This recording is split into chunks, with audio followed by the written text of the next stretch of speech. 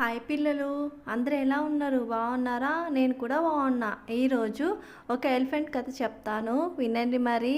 రెడీనా? ఒక నర్సాపురం గ్రామంలో సోమయ్య అనే ఒక పేద అతను ఉన్నాడనమాట. అతని భార్య, అతనికి ఒక పండు అనే కొడుకు ఉంటాడనమాట. అతను చాలా పేదవాడు. తనకి కనీసం మంచి ఇల్లు కూడా ఉండదు. ఒక పూరి గుడిసెలో ఉంటాడనమాట. అతను కట్టెలు కొడతాడు, అడవిలో దుంపల్ని ఏరుకునేది, లేదా అడవికి వెళ్ళి తేనెను సేకరించి అవి అమ్మి వచ్చిన డబ్బులతో తన జీవనం సాగించేవాడంట. పిల్లలు, ఈ పండు అనే అల్లరి పిల్లోడు చాలా మంచోడు. ఈ ఇద్దరికి ఒకే కొడుకు కాబట్టి అమ్మ నాన్న ఎంతో ప్రేమతో చూసుకుంటూ ఉంటారు. తర్వాత ఈ పండు కూడా అమ్మ నాన్న ఏ చెప్తే అది వినేవాడనమాట. ఈ పండు ఏం చేస్తాడంటే, వాళ్ళ నాన్న పొద్దున్నే వెళ్తాడు కదా, వాళ్ళ నాన్నతో పాటు కొంచెం అన్నం తిని తనతో పాటు వెళ్ళి వాళ్ళ నాన్నకి హెల్ప్ చేస్తూ బాగా సపోర్ట్ చేస్తూ ఉంటాడనమాట. వాళ్ళ నాన్న అలా సహాయం చేస్తూ ఉంటే ఒకరోజు ఏం జరిగిందంటే, వస్తూ ఉంటే అడవిలో ఒక గుంత కనిపిస్తుంది. గుంతలో నుంచి ఒక ఎలిఫెంట్ అరుపు వినిపిస్తుంది అనమాట. ఏనుగు ఎక్కువ సౌండ్ చేస్తూ ఉంటే ఈ పండు వెనక్కి వచ్చి ఏంటి సౌండ్ అని గుంతలో తొంగి చూస్తాడు.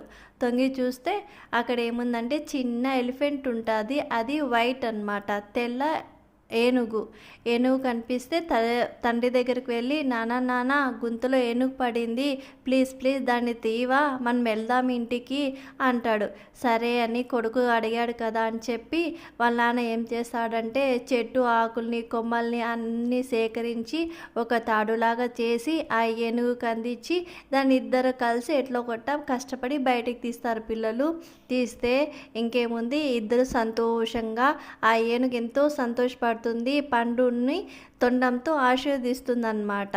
తనకి చాలా నచ్చినాడు పండు కూడా తెల్ల ఏనుగంటే చాలా నచ్చిందనమాట. ఆ ఏనుగు పిల్లని ఇంటికి తీసుకెళ్ళి ఒక వేప చెట్టు కట్టేసి ఇంట్లోకి వెళ్ళి తన తండ్రి తెచ్చాడు కదా దుంపలు కొన్ని తెచ్చి ఆ ఎలిఫెంట్కి పెట్టి, తర్వాత వాటర్ తెచ్చి దానికి స్నానం చేయించి చాలా బాగా చూసుకుంటాడు పండు. తర్వాత ఏం జరుగుతుందంటే, వాళ్ళ నాన్న చెప్తాడు, నాన్న మనం చాలా పేదవాళ్ళం, మనం తినడానికే సరిపోదు కదా ఫుడ్డు, ఈ ఏనుగుకి చాకాలంటే చాలా డబ్బులు కావాలి, మన దగ్గర అంత స్తోమత లేదు, దాన్ని ఈరోజు తీసుకెళ్ళి ఎక్కడన్నా అడవిలో వదిలేస్తాం నాన్న పండు, సరేనా అని చెప్తాడు.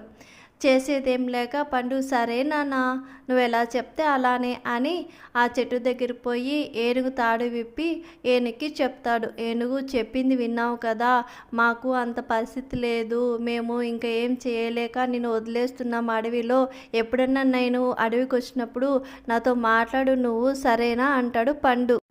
అప్పుడు ఏనుగు అంటుంది, లేదు పండు, నన్ను ఇప్పకు, నన్ను ఇక్కడే పెట్టు, ఎందుకంటే అడవిలోకి పోతే మళ్ళీ ఏదన్నా ఏటగాడు వచ్చి నన్ను పట్టుకొని మళ్ళీ ఏమైనా చేస్తాడు, ఒక నెల రోజులు నన్ను ఇక్కడే పెట్టుకో, నా వల్ల నీకు హాని ఏం జరగదు, మంచి జరుగుతుంది పండు, నా మాట వినవా, నేను మా అమ్మ మాట వినకుండా తప్పిపోయి వచ్చాను, అందుకే ఈయన నాకు నెల రోజులు శాపం వచ్చింది, నేను మామూలు ఎలిఫెంట్ కాదు అని చెప్తుందన్నమాట.